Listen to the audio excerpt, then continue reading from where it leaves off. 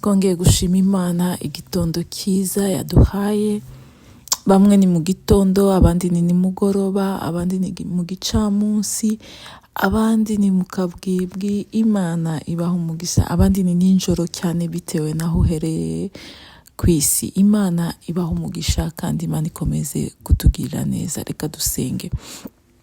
Uwiteka Imana, mu izina rya Yesu turagushimiye Mwami urukundo dukunda, turagushimiye kutwitaho, turagushimiye ko isi yose Mana bose baguteza amaso, inyamaswa n'abantu bose waremye, n'ibiti n'ibyaremwe byose, bose biteze amaso ikiganza cyawe kugira ngo ubumbure, kugira ngo twese tubone icyo kurya. Urakoze cyane Mwami kutugaburira mu buryo bwose, mu bugingo, mu mubiri, cyane cyane mu mwuka, kuko umuntu atazabeshwaho n'umugati gusa, ahubwo abeshwaho n'ijambo ryawe. Urakoze Data, komeza ubane natwe, komeza uvugane n'imitima yacu, komeza utubwire by'ibihe kandi uduhishurire byinshi mu izina rya Yesu, amen.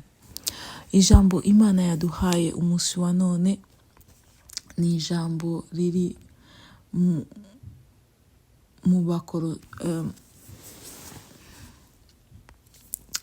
ni ijambo riri mu gitabo cy'Abafilipo igice cya mbere no ku murongo wa 9. Reka dusome tudatinze. Abafilipo 1 no ku murongo wa 9 n'umurongo wa 10. Kandi icyo nicyo mbasabira, no kugira ngo urukundo rwanyu rurusheho kugwiza ubwenge no kumenya kose. Imana ishimwe cyane.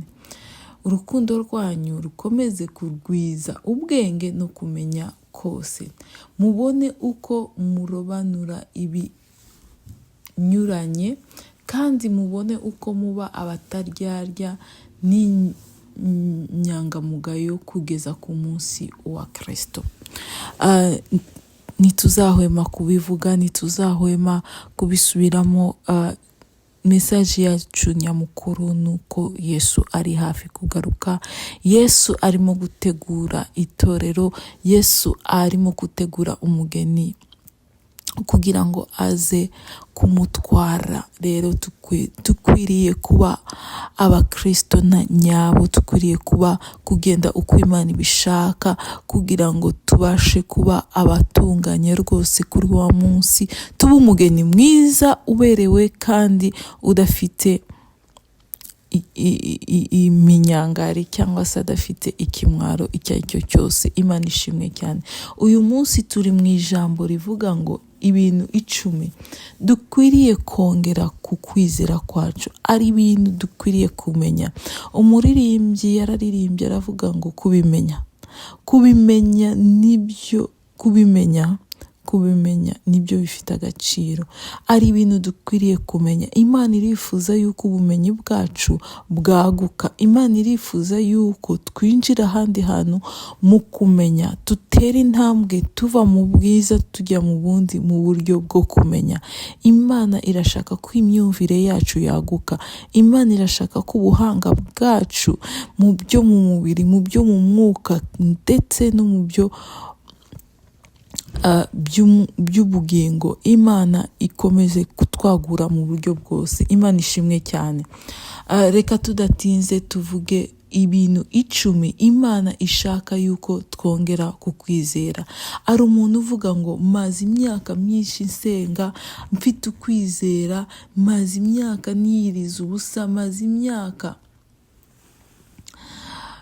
nsaba abakozi b'Imana, ngenda mu bihugu bitandukanye ngasaba abakozi b'Imana bakansengera, ariko nta kintu kihinduka ku buzima bwanjye. Izi ndwara zirakomeza kuza mu muryango ntawe ushaka, mu muryango ntawe utera imbere, mu muryango ntawe urangiza amashuri, ntawe ubyara, mbese turi ingumba mu buryo bwose, ubukene buratumereye nabi. Imana irashaka kutugirira neza, ariko hari ikintu dukwiriye kumenya. Imana irashaka ko twagura cyane kumenya kwacu. Imana ishimwe.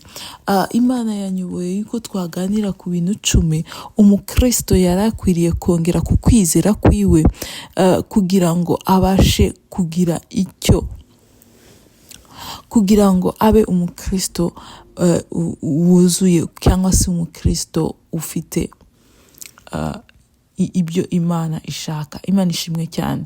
Reka tudatinze twongere dusome ijambo ry'Imana mu gitabo cya Petero, mu rwandiko rwa Petero rwa kabiri, urwandiko rwa Petero rwa kabiri no ku murongo,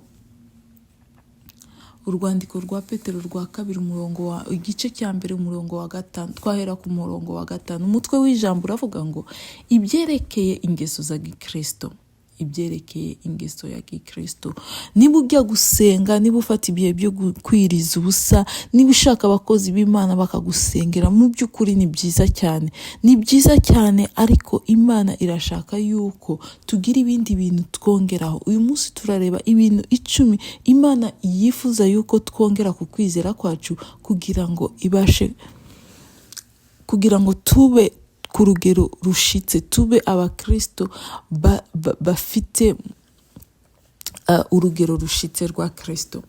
Reka duhere ku murongo wa 5. Imana ishimwe cyane. Ibyo aba ari byo bituma mugira umwete wose, mugira umwete wo kumva ibi bintu ngiye kubabwira. Imana irashaka ko twita cyane ku bintu Imana irashaka kutubwira. Kwizera mukongereho ingeso nziza, ingeso nziza mukongereho kumenya. Imana ishimwe cyane. Ari ibintu umuntu dukwiriye kongeraho ku kwizera kwacu. Imana ishimwe cyane. Ikintu cya mbere ni ingeso nziza. Mu zindi ndimi bavuga ngo babyita ngo virtue. Mu cyongereza ni virtue.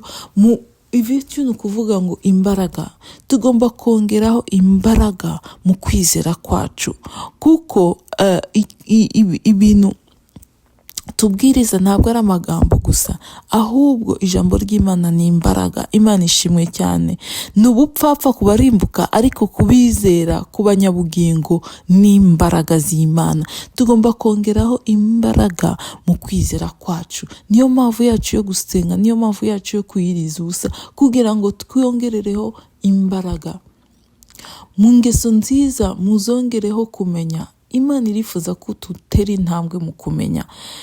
Ijambo ry'Imana riravuga ngo kumenya kuzanwa n'ijambo ry'Imana, kumva ijambo ry'Imana, ugasoma ijambo ry'Imana ukayiga, bizana icyo bita ubumenyi, bizana icyo bita kumenya.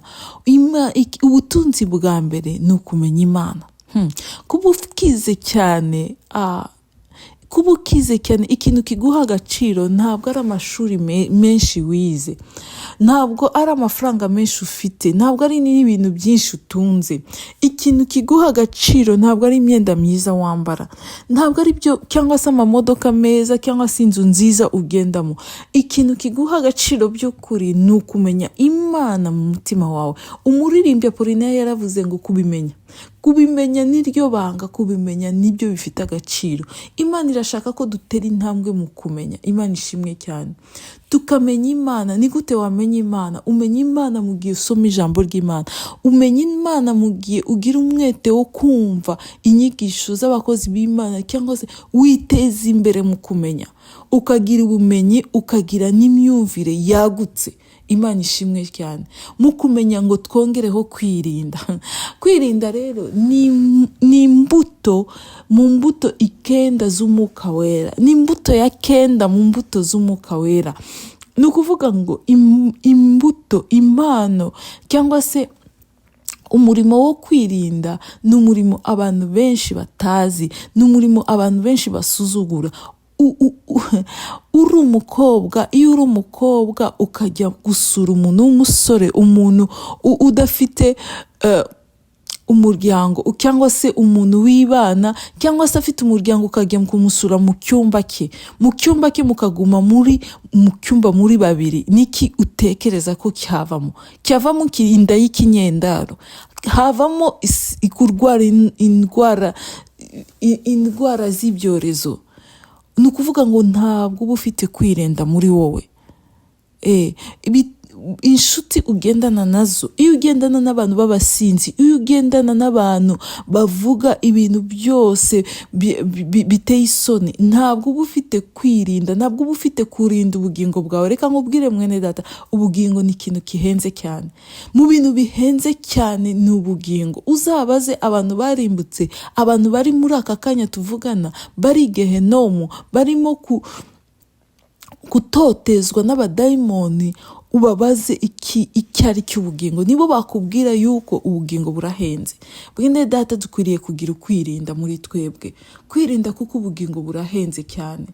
Mukongereho kwihangana, mu kwirinda mukongereho kwihangana. Bene data, kwihangana kurakomeye, kwihangana kurakenewe, kwihangana mu masengesho. Birashoboka ko Imana itagusubiza ku munsi wa mbere, birashoboka ko Imana itagusubiza ku munsi wa gatatu cyangwa se ku cyumweru, ariko kwihangana bituma ukomeza ukihangana, ugategereza Imana. Mu Cyongereza iryo jambo kwihangana bayita long suffering, mbese ni ukwihangana imibabaro y'igihe kirekire cyane. Imana idufashe cyane, Imana iduhe kwihangana, kuko ni kwihangana kwacu nikumara kuzura, nikumara kwemerwa, turambikwa ikamba. Mu gusengera umuntu ushiraho kwihangana. Na Yesu ubwe yasengeraga umuntu, yamusengera ubwa mbere agakira, ariko akabona ntabone neza, akabona abantu bameze nk'ibiti, akavuga ngo, akongera akihangana agasenga ubwa kabiri. Ushobora kudasubizwa nyuma y'amezi 3, ushobora kudasubizwa nyuma y'imyaka 10, ariko ukomeza ukihangana, ugategereza Imana. Imana idufashe cyane, kandi Imana idushoboze kwihangana. Mu kwihangana twongereho kubaha Imana. Imana iduhe kubaha Imana. Imana idufashe iduhe kubaha Imana. Kubaha Imana nicyo kintu kigaragaza ko umuntu akuze mu buryo bw'umwuka. Kubaha Imana nicyo kintu kigaragaza, ntabwo ari kuvuga mu ndimi. Oya, ntabwo ari kuvuga mu ndimi bigaragaza yuko uri umukristo wuzuye. Nta nubwo ari gukora ibitangaza, nta nubwo ari gusengera abarwayi bagakira, nta nubwo ari guhanura cyane. Oya, ikintu kigaragaza yuko ukuze mu buryo bw'umwuka ni gutinya Imana mu mutima wawe. Iyo ubaha Imana ukanayitinya, biratandukanye kubaha Imana no kuyitinya. Umuntu utinya Imana, umuntu wubaha Imana ntatinya gufata telefone mu rusengero, ntatinya gufata telefone akajya kuri WhatsApp, akajya kuri social media yose agakora mu gihe ijambo ririmo kuvugwa. Ariko umuntu ufite gutinya Imana muri we, haleluya, Imana idufashe, umuntu utinya Imana muri we, telefone irasona, nubwo baba barimo kumuzanira ikiraka gishushe, aravuga ngo ndi mu gihe cyanjye cyo gusenga. Imana irabishima cyane. Ushobora kubona ikiraka kikuzaniye amafaranga, ariko kubera ko wubaha Imana ukavuga ngo iyi telefone kubera ko ndimo ndasenga ntabwo nyifata. Reka nkubwire, abamarayika n'ijuru ibyo bintu irabyandika ko ufite gutinya Imana gukomeye, kandi mu gihe gikwiriye ukabona ingororano kubera kubaha Imana yawe.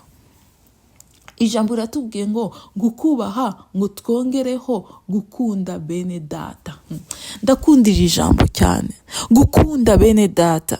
Ni byiza gukunda abantu bose, ariko ijambo ry'Imana riratubwiye ngo dutangirire kwabo mu nzu yacu, kwabo Imana irashaka yuko ari abantu bakunda inshuti zo hanze, ari abantu bakunda kwigaragaza hanze kugira ngo abantu babemere hanze, ariko nibagirire neza abo mu nzu iwabo, nibagirire neza bene wabo. Imana itubabarire cyane, kandi Imana idufashe cyane.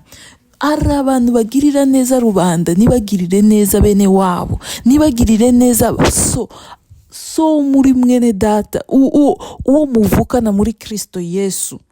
Reka ngubwire, umuntu washonje niwe umenya umuntu. Iyo utashonje mu buzima bwawe, ntushobora kureba umuntu ngo umenye ngo uyu ngo arashonje. Niyo utigeze usonza mu buzima bwawe, ntubasha kumenya ngo uyu muntu arashonje. Iyo utambaye ubusa ntabwo ubasha kureba umenye ngo uyu muntu yambaye ubusa. Turaterana nawe, ni mwene data, ni muvandimwe wanjye muri Kristo Yesu, ariko buri munsi azana wa mwenda, ni wa mwenda, ntabwo ajya ahindura umwenda. Yego irameshe, yego irasa neza, ariko ni ya yindi, niyo ngiyo ahora azana mu rusengero, ntabwo ajya ahindura. Iyo wambaye ubusa umenya kureba umuntu wambaye ubusa, ukamubwira ngo ufite imyenda 2 nawe fata imwe, cyangwa ufite 3, fite izo ntacyambara. Ari imyenda utacyambara, ari imyenda warabyibushe utabasha no gufunga, ntabwo ukibasha no kuyifunga, ntabwo ukiyambara kuko ipesu ntabwo yinjira ku yindi. Bene iyo ngiyo wayiha uwundi muntu agashima Imana ku bwawe, akanezezwa. Tujye tunacumbikira abantu. Ari abantu nabonye badafite umugisha w'icumbi. Ari umuntu kuri konte ye y'umwijuru, ijuru imeze nka konte, nk'uko ugira konte muri banke. Ni ahantu ugenda ukabitsa mu gihe gikwiriye. Arababika gucumbikira abantu. Ari abantu badafite umugisha wo gucumbikira, ukasanga arahangayitse cyane, ahora abuze icumbi, ahora ahangayitse ahora afite ikigeragezo ku icumbi. Imana idufashe cyane. Ari abantu badashaka kwakira abashitsi mu nzu zabo. Ntabwo mvuga ngo ugomba gufungurira imiryango ku bantu bose. Iyi mpano yo kwakira abashitsi ugomba kugira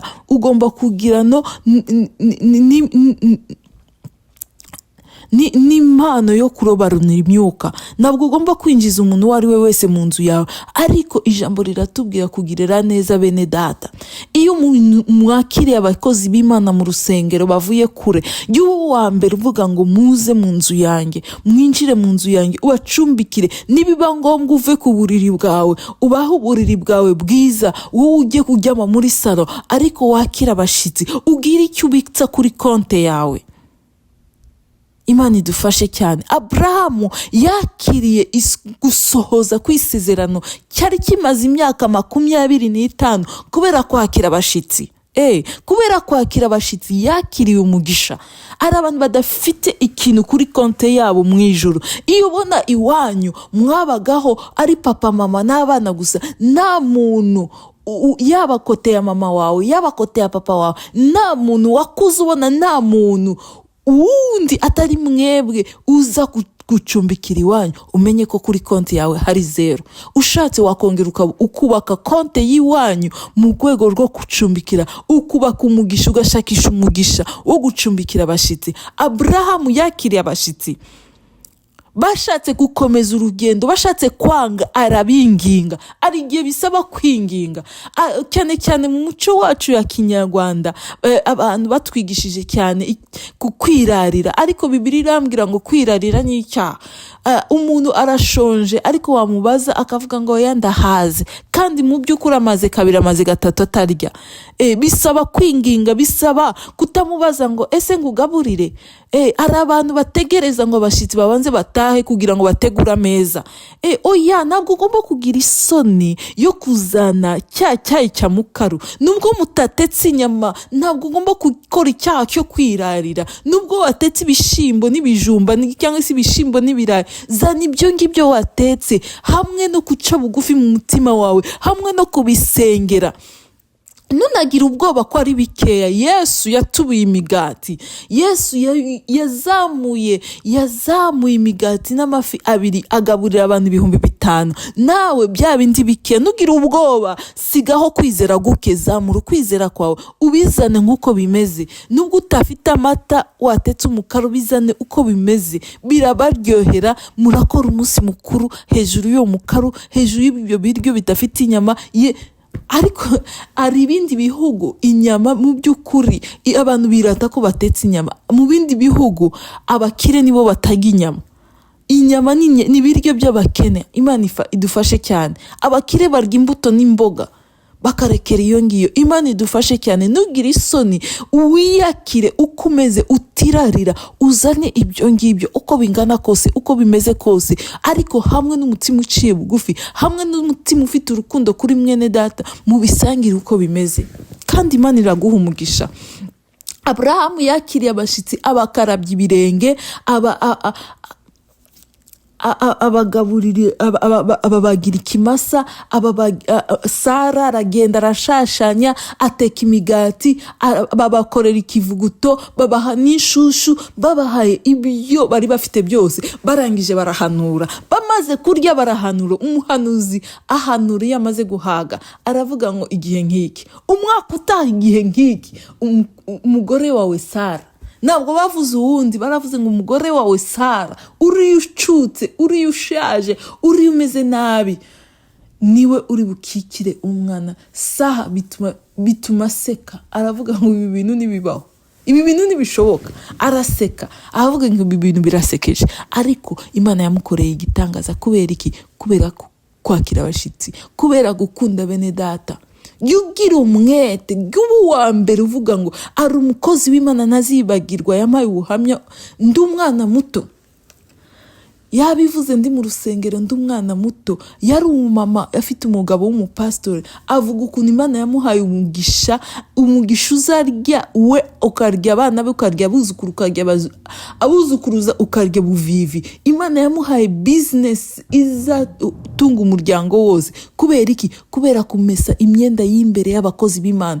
Iyindi myenda yose yahihaga abakozi, ariko imyenda y'imbere y'abakozi b'Imana bazaga kumusura yabimesaga afite urukundo rwinshi, akabimesa. Ari abantu batazi gufungura imiryango y'imigisha, ari imigisha ifunguka kubera ko wakiriye abashitsi bakaza. Abakobwa bari bagumiwe iwawe bakarongorwa, abari ingumba bakabyara, abatashe, Imana ikirukana ubukene, abari abashomeri bakabona akazi kubera kwakira abashitsi. Imana idufashe cyane. Uwo mukozi w'Imana yabonye umugisha udasanzwe, umugisha ukomeye cyane, umugisha uzarya imbyaro zose. Imana idufashe cyane, Imana idushoboze cyane. Ijambo ry'Imana riratubwiye ngo mu gukunda bene data mwongereho urukundo. Bene data, urukundo ni ibintu bikomeye cyane, ni ibintu bikomeye cyane. Hari ibintu urukundo tuzabiganiraho, ari ibintu tugomba kongeraho. Urukundo, hari ibintu 14 bikwereka niba ufite urukundo. Biri mu gitabo cy'Abakorinto ba mbere no ku gice cya 13.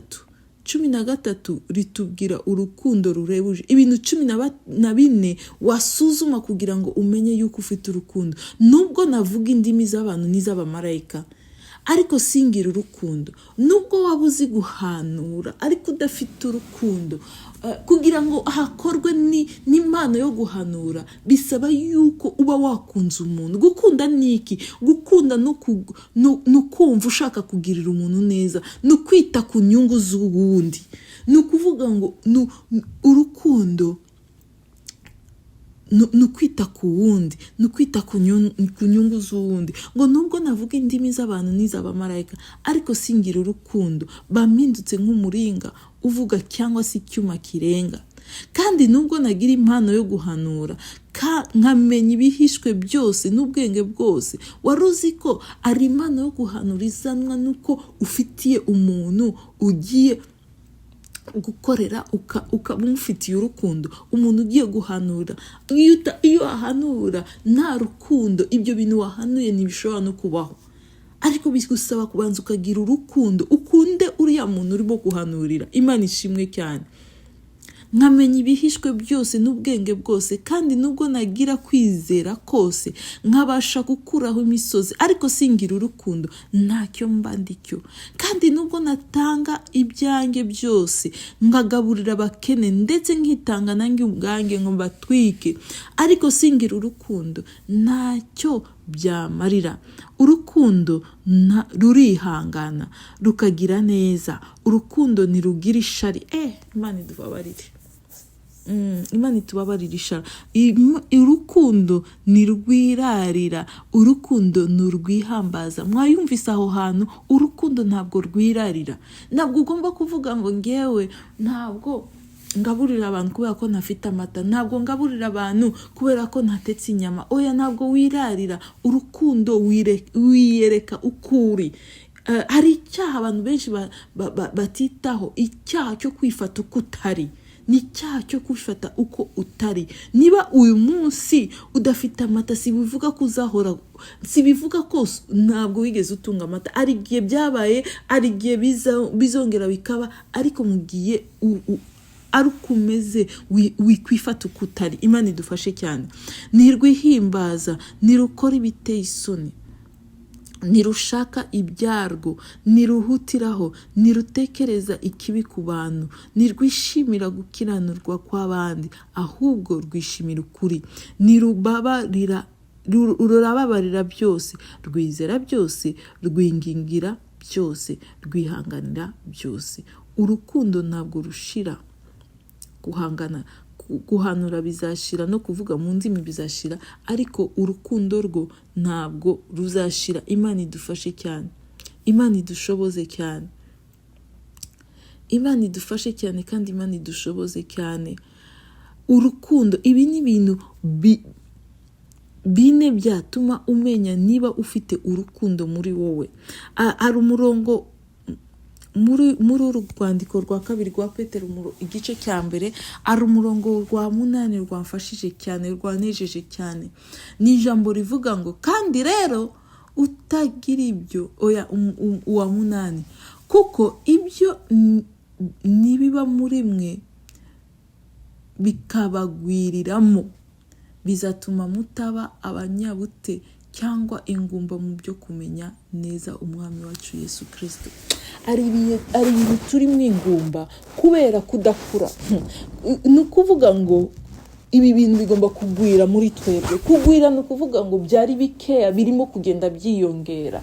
Imana idufashe cyane. Ari ibintu bigomba kugenda byiyongera muri twebwe. Ari ukugira neza kugomba kugenda kwiyongera mu buzima bwacu. Ari guca bugufi kugomba kugenda kwiyongera muri twebwe. Ari ukumenya kugomba kugenda kwiyongera umunsi ku wundi.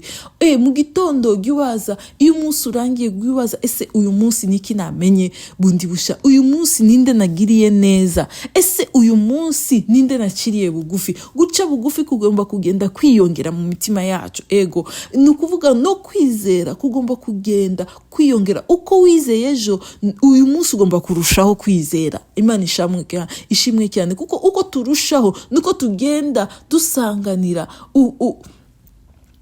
urugero rushitso rwa Kristo, kuko aho niho Imana idutegereje. Imana idufashe cyane. Imana irashaka ko ibi bintu byose bigenda bigwira muri twebwe, bigenda biyongera kuri twe. Kwihangana kwiyongere muri wowe, kwirinda kwiyongere muri wowe. Haleluya. Urukundo rwiyongere muri wowe. Imana ishimwe cyane. Reka tudatinze dusenga Uwiteka Imana. Mana nziza, Mana ikomeye, Mana y'igitangaza, Mana idukunda. Ndagushimiye ijambo ryiza. Urashaka ko twongeraho kumenya, twongeraho n'ubushishozi, twongeraho Mwami ubumenyi bwacu bwaguke. Mwami, imitekerereze yacu yaguke cyane. Mwami, ndagushimiye cyane. Abantu bawe ndabasabiye Mwami, reka bagende bagwiza kwihangana, bagwiza kugira neza, bagwiza urukundo, bagwiza kugirira neza bene data. Mana, udushoboze Mwami kugenda twongeraho ibindi bintu mu kwizera. Imana ishimwe cyane. Oh, haleluya. Imana ishimwa n'abantu Imana igiye kugirira neza. Ari ibintu Imana igiye guhagarika mu buzima bwawe, ari ibintu Imana igiye gushiraho iherezo, ari ibintu Imana igiye gushiraho iherezo burundu. Imana ishimwe cyane. Ari ahandi hantu Imana igiye kukwinjiza haleluya, mu kugira neza. Imana igiye kugugirira neza ku buryo uzajya uvuga ngo ngewe Imana yangiriye neza.